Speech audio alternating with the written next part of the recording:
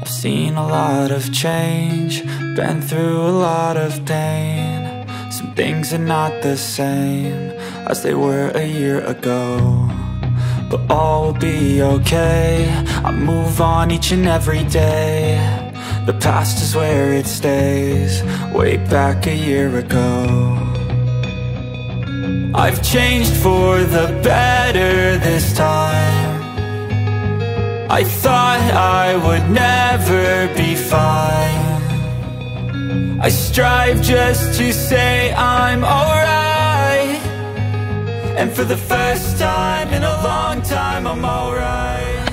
Hello guys, good morning, magandang araw, magandang umaga po sa inyong lahat mga kakugi.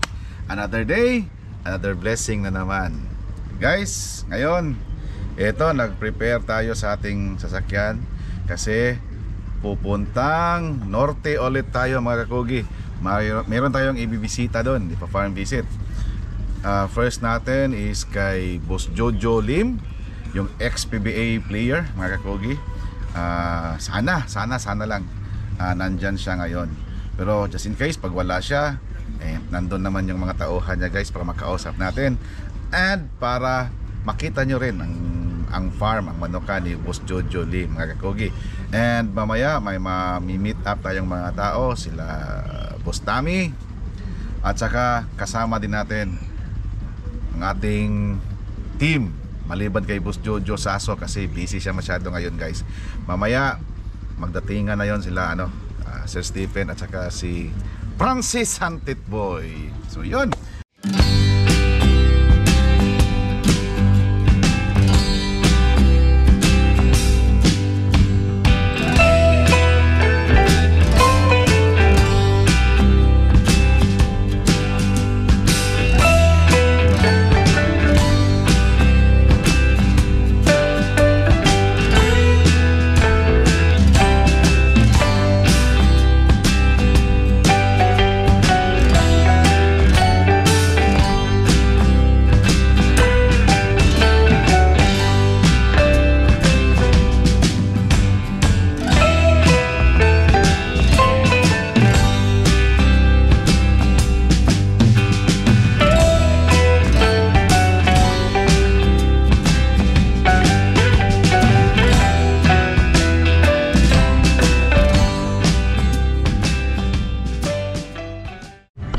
Ito guys, nandito pala tayo sa parking area.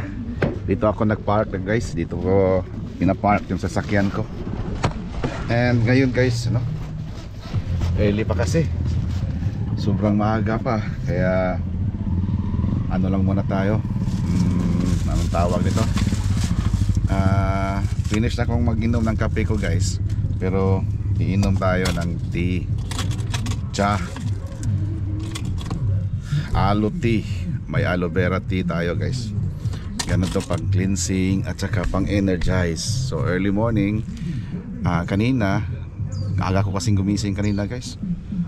Mga 5:30 gising na ako, nakapagkape na. Then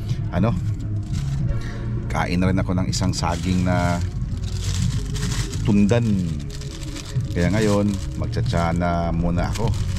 Dala-dala ko pala guys, ito nakasupot. Lagay ko sa supot yung tea, yung herbal tea ko, Herbalife. Inom tayo mga kakugi kasi mahaba-habang dili. Nakoy Sam, si Samuel pala guys. Say hi Sam. Morning Sam. Hello. Taga-asa ka Sam? Mularga Kalubian Leyte. Mularga na rin sa Leyte rabada. Karon pangkan 20. Sa 20? Yung na mga Tagalite. Tatangi ko diya. Artista na ko. Bae.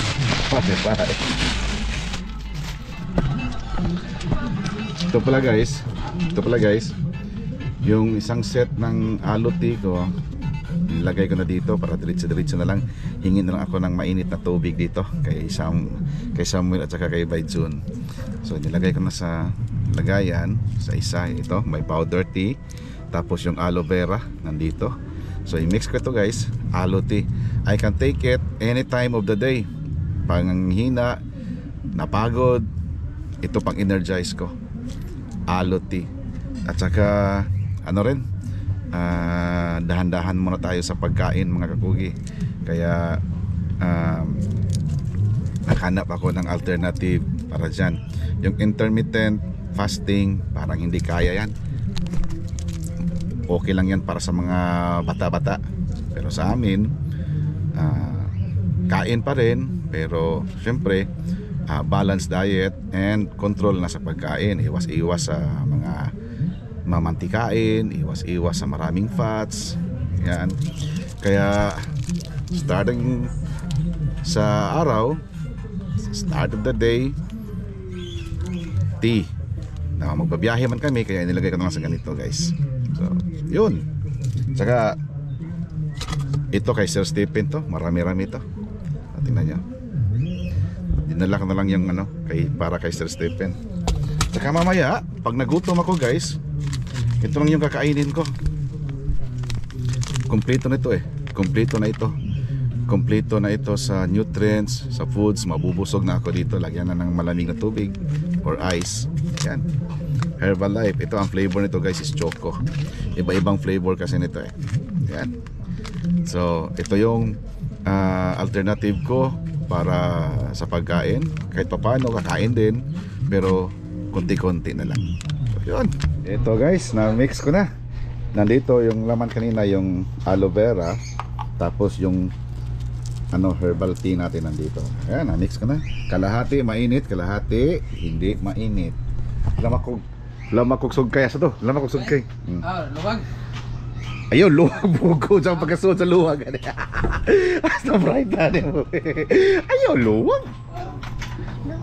Pwede na tinidor. Pwede na tinidor. Tinidor lang. Yan. Guys, yan pala, guys, ninyo. Oh, shout out. Shout out sa tanang mga babae sa Hidden Lodge. Bye John. Bye. May buntag. Oy, may buntag way. Pangumusta ha mga kaparintihan mo sa Leyte. Kumusta na sa kuan day? Pa Kalubian may palog. Muadto mo kuno mo kuan, muadto mo kuno mo kalumpon. Dapat karon ako mga palumpon niya kay murag naka problema sa kyanan. Mga next week kasi siguro. Next week na lang. Timing na tong may panahon sa. Sakto-sakto po. So ito, guys. Habang hinihintay natin yung mga kasama natin, chat-chat muna tayo. Chat-chat. Chat-chat? Yeah, chat-chat. Dek no, chat-chat. Team na gamay honey. Honey, my love so sweet. Honey, my love so sweet ayo. Na si honey, na si. Yun, tambay sa kadiri ba ya? Tambay daw eh. Maraming probinsya ka. Dito pala, guys, dito ko ipapark yung sasakyan ko. May lang ko dito, may monthly rental. Kasi doon sa amin, yung sa tinitirhan ko, walang parking lot, no? So, guys, cheers. Sarap na. Padumli din. Kompleto na yung grupo papunta sa norte. May Sir Stephen. good morning mga kakugi. May dinala kaming pinanser ngayon. Pinanser natin sa likod, no? Boss John De La Paz. Yan yung pinanser namin ngayon. Morning. Yan. At siyempre, guys, yung pinakamatagal dumating, siya ang magbo-blow out ngayon sa pananghalian. Siya may nalit. Mga kasabong nato sa atibong kalibutan. At nga mong biyahe ron pa Medellin. At Binisaya na lang. Huwag ka na lang mag-Tagalog kasi yung Tagalog mo masyado yung Tagalog mo mas parang parang Bisaya rin. Parang abnormal. Tingnan nyo, guys. Prepare na ni Sir Stephen yung aloe tea. Yan. Okay. Inom tayo mamaya. Mindset. Inom tayo mamaya. Inom daw siya mamaya. Aloe tea with Tongkat Ali. Ako tapos na uminom, guys. So, antabayanan nyo ang kabuuan sa buong episode tong trip namin to norte. Yun. Eto, guys. Kain muna tayo. Kaya nung natin palaging ginagawa. Mindset. Sa may ato ron.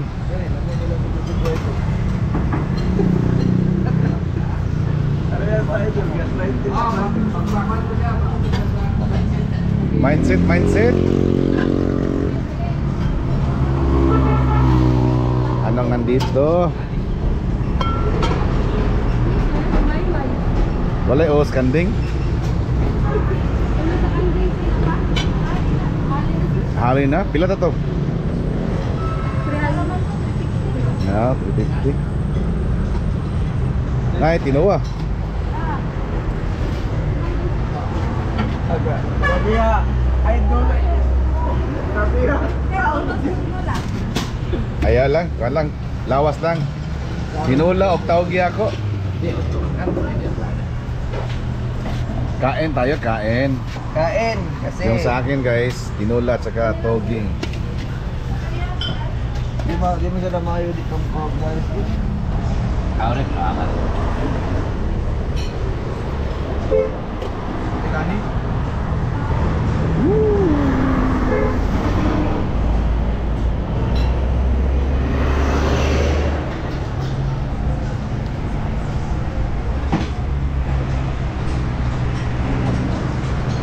Mayong good morning. Ay, may punta. Dahil ulit. Bye. Oh, busy kayo, busy. Maundang nagluto, alas 12. Gabi. Yan. Kahapon, magluto Sa gabi. na sa Luto na pa rin kahapon. Pero Sunday pa, no? Wala. Sa Domingo, no? Pahuway yun. Pahuway, yun. Relax, yun. Mao, mao. Senior na. Oh, mao. Fernando, pahuway na. Date sa panagsa. Simba. Kana, simbahan.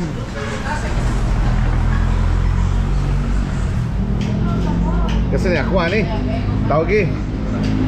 Tawagi ni Dad. Tawagi.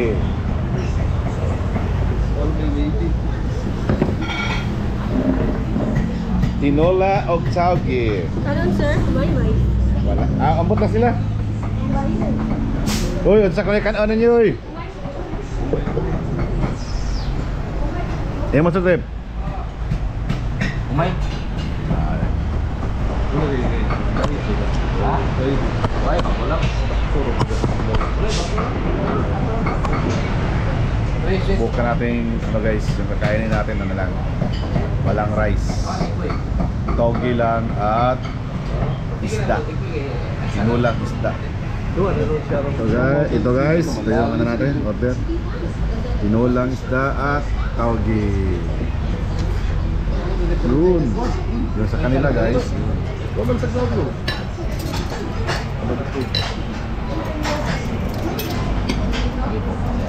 Yun. Kami na lang dugo-dugo yun.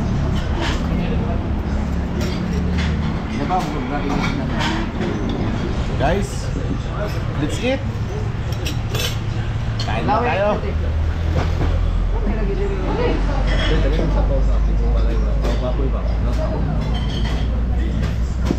Kunin na yung sa anay doon.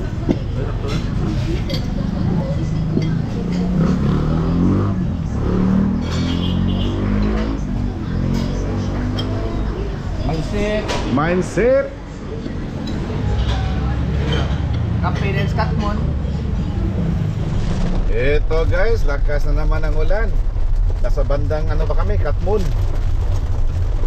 Oh, malayo-layo pa, mahigit isang oras pa yung ano. Tatakbuhin namin. Patingin mo Sir Tep, ulan kaya ngayon sa ano, Medellin? Parang, pero baka ano na. Baka lain langit dito. Pagdating natin doon, ano, Baka wala na. wala na siguro. Wala na yung ulan eh. Pagkata na wala, no? Lakas oh, almost zero visibility na naman. Hindi tayo maka, ano, na... Makatakbo ng mabilis. Mabilis. Kasi ano, parang, hindi pa siya kita yung daan.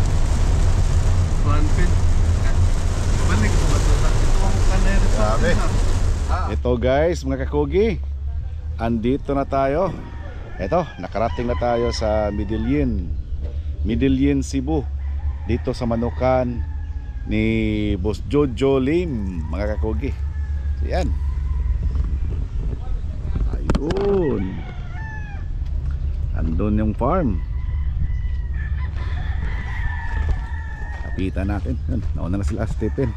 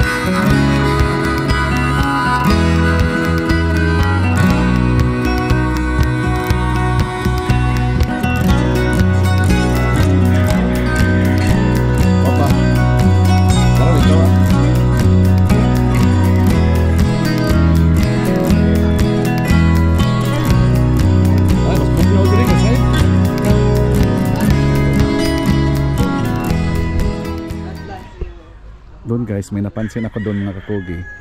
Parang ranging area, pero ang nakikita ko doon mga inahin. Siguro yung mga tapos nang gamitin ng mga inahin doon na ilagay mo na para pangwala ng stress ng mga inahin. Yun ang nakikita ko doon mga kakugi. Tapos dito napapansin ko ang numbering is umabot ng 234. So most likely yung mga manok dito umabot talaga ng lampas 200. Yun. Sa totoo lang mga kakugi, pag ganitong pagka-arrange ng mga na farm, manukan, ganda talaga. Maganda sa paningin. Arrange na arrange, tapos yan, kinulayan. May kulay blue, may numbering. So madali na yung yung bang retention kung saan mo inilagay yung mga broodcocks mo, mga broodstags, saan mo ilagay, may numbering. Tapos sarap tingnan. Tulad dito. Soothing sa mata talaga ba? Sabi ni kanina, nasa mga 3,000 square meters lang daw to. So maganda.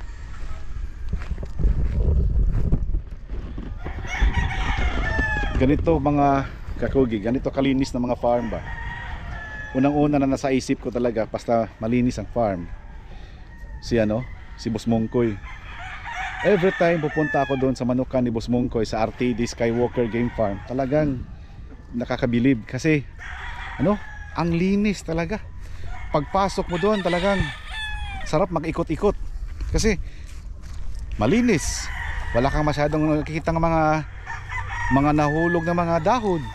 Tapos palaging nililinisan ng mga tauhan doon at palaging minamawer. Katulad din ito guys, kung hindi lang siguro umuulan-ulan dito sa amin sa Cebu, talagang every week minamawer to dito eh. Tsaka tingnan nyo mga kakugi, sarap naman siguro linisin ito. Plain na plain yung lupa. Ang lawak pa oh. Tingnan nyo ang distance niya no. Ang distance niyan hanggang sa doon. Ang layo. Safe na safe sa mga manok talaga. Yan. Green na green. Sarap talaga tingnan.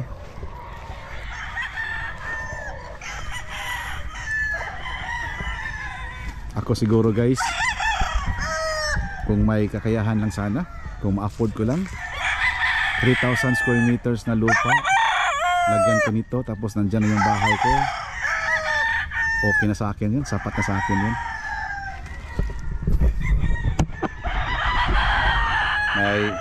May breeding area, may cording area, tapos may ranging. Yun ang naman ang importante sa isang manukan mga kakugi. Siniparate mo yung ranging area sa mga naka-cord. Kasi kadalasan yun ang nagiging nagkakaroon ng disgrasya. Pag yung mga nasa ranging area na mga pullets, mga inahin, nakalabas, yan, habulin yan ng mga naka-cord. Kaya minsan-minsan nakatanggal sa kanilang cord. Kaya yun ang isang dahilan kung bakit may disgrasya sa manukan. May mangyayari ganyan. Ganito ang sarap. Sarap siguro dito guys sa umaga. Yung paglabas mo, umiinom ka ng tsa, alo tea. Tapos pagdating ng tanghali, may ka dyan, may gulay, kunting meat, ganyan. Sarap siguro no? Tapos naka-exercise ka na kasi ikaw magpapatuka. Personalize mo, magpapatuka. Sarap. 200 corded. Ako, okay na 'yon, guys. Para sa akin mga kakugi ha. Eto guys, kausapin natin ang farm manager, si Boss Lindon Landy Lindungan. Boss, mayong buntag odto hapon. Yes. Si Boss Jojo dito makaan ron? Dili to mag-Cebu. To sa Cebu siya karon no? Oo. Sang tawag. Sige, anong exact address dito, boss? Kuan. Barangay Oh, Barangay Kawit, Midilin, Cebu. So part na pala ito ng Kawit. Oh. Part na pala ito ng Kawit. Si Boss Landy, siya ang farm manager ngayon dito sa sa JL Game Farm ni Boss Jojo Lim. Si Boss Jojo Lim, mga kakogi, dating PBA player, no? Ang mga anong year siya nag-retire sa PBA, boss? Kung may alam ka. 90s siguro, Mga 90s pa, no? Yun. 90s pa, isa sa mga pambato ng Cebu, guys, with regards to basketball. Sa basketball na tournament. So, Ngayon, breeder na. ngayon, breeder na. Dating PBA player, ngayon, breeder na. Yun. Boss, okay lang sa'yo, boss? Upo tayo? Oh. Ha? Dali ka, boss. Take a side. Natin, tiligit-gitit. Yan. Yun. Guys, ang gagawin natin ngayon, chicken talk, kwentuhan lang ng konti regarding sa mga manok na nandito, boss. Dito sa itong barangay na ito, boss, sa Kawit, matagal na kayo dito? Oh, tagal na. Mga ilang taon na kaya? Sobra na 10. Sobra. 15 anak. Nabili talaga tong lupa to? Oh. Sa kay boss na to? Oh, kay Jojo to. Doon sa labas, boss, sa gate may nakasulat doon 4K. Anong ibig sabihin ng 4K? Ngalan sa upat ka bata, boss. So yung mga pangalan ng kanyang mga nagsimula sa letter K. Letter K. Oh, yun pala, kaya pala 4K. Oh. Pero ang game farm is JL. Jojo Lim. Ayun. Tsaka, boss, ikaw, dito kay Boss Jojo, matagal ka na ba dito? Matagal na. Matagal na? Mga ilang taon na kaya? 15 years siguro. Mga 15 po? Sobra pa, oh. Mula nung mag-umpisa si Boss Jojo, nandito ka na? Hindi pa. Pupunta na ako dito. Tapos mayroon akong trabaho sa GKS plant. Dati. Pero ngayon, meron pang ibang trabaho. Wala na, dito na. Dito na? Oh, dire na, permanente na dire. So permanent na. Ayan, another sabong hero ang nakausap natin ngayon, guys, mga kakogi. Tingnan nyo. Si Boss Jojo ngayon nandun sa syudad, Oo. Cebu City. Tag-anong araw ba siya pupunta dito? Kung dito sa Kawit, halos kada adlaw na sa dire siyang farm. Pag nandito siya. No, pag nandito siya. Meaning, bihira lang siyang pupunta doon sa syudad. Oh. Minsan lang siyang pupunta doon. Oh.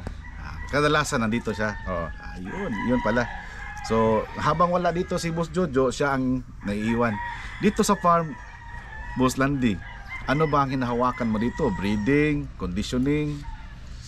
Sa conditioning ako. Sa conditioning ka? Oh, sa breeding, iba naman. Oh, iba naman, oh. Pero lahat ng mga bloodlines dito, alam mo. Hindi dito lahat. Hindi lahat. Oh, ang breeder yung nakakuan. So may breeder kayo dito. Sino ang pangalan ng breeder? Si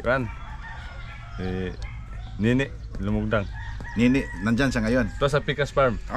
Ilan ba lang farm ni Boss Dalawa. Jojo? Dalawa? Yung isa saan? Sa Kamputatan Norte. Kamputatan? Medyo nagyapon siya sakop. Pero ibang mas malaki dito o mas malaki? Ito mas malaki. Mas malaki doon kay mga 3 hectares to dito. Nandun 3 hectares. Oh. Nandun ang ranging area, Dito, nandun ang oh. breeding.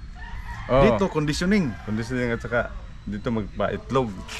Dito paitlogan. Oh, nya pag piso na, dalo na dito sa bukid. Kamputatan. Oo. Yun pala. Dito sa JL Game Farm, Boss Landy, ano ba ang mga pambato niyo na bloodlines dito? Yung palaging kinokondisyon mo, yung Tang gold signature namin, line nyo. saka brass back. Ang sweater namin mayroon ng brass back, iyan nagikuan. Kinocross-cross. Muna mong ginagamit yun ng papanlaban namin. Yun, brass back. Tapos may sweater. Tapos kinocross-cross nyo na. Dito, boss, ilang mga naka-code kaya dito? 200. 200. Dito, 200. Conditioning na area. Kung mas malaki ang nandun, 3 hectares, dito, ilang square meters to? 3,000 baka ano? 3,000? Pero 1 hectare gini pa daw dito. Kanang abunuhan? Kanang giagiana mo? Sa gate? Padong naman dito. Yun pala, so more or less mga kakogin, nasa 1 hectare pala dito, pero mas malaki daw yung nasa Kamputatan. Mas malayo yun dito, no? Mga 30 minutes. 30 minutes, malayo-layo guys. Kasi pag sinabing 30 minutes, pag nandito ka, wala man traffic, so malayo-layo talaga yan. Dito, boss, anong area to dito, boss? Flying pins. Mga flying pins. O nga sa karon. Ako yung flying pins sa karon. Pero ano talaga to, breeding pen talaga to dito. Oo. Tingnan nyo guys, pasok tayo dito. Yung facilities nila. Oo. O yun. May naka-reserve na ano para sa lagyan na lang ng ano. Anong tawag nga rin? 4x4. Oh, 4x4 or saan tawag? Steel matting. Yan. So ginawa pala ngayong hardening pen ito muna mga kakugi sa mga stags. Yun. Tapos siyempre wala pa namang ano ngayon, wala pang breeding. So ito lang muna. Dito lang muna, tambak lang muna yung mga battery cages.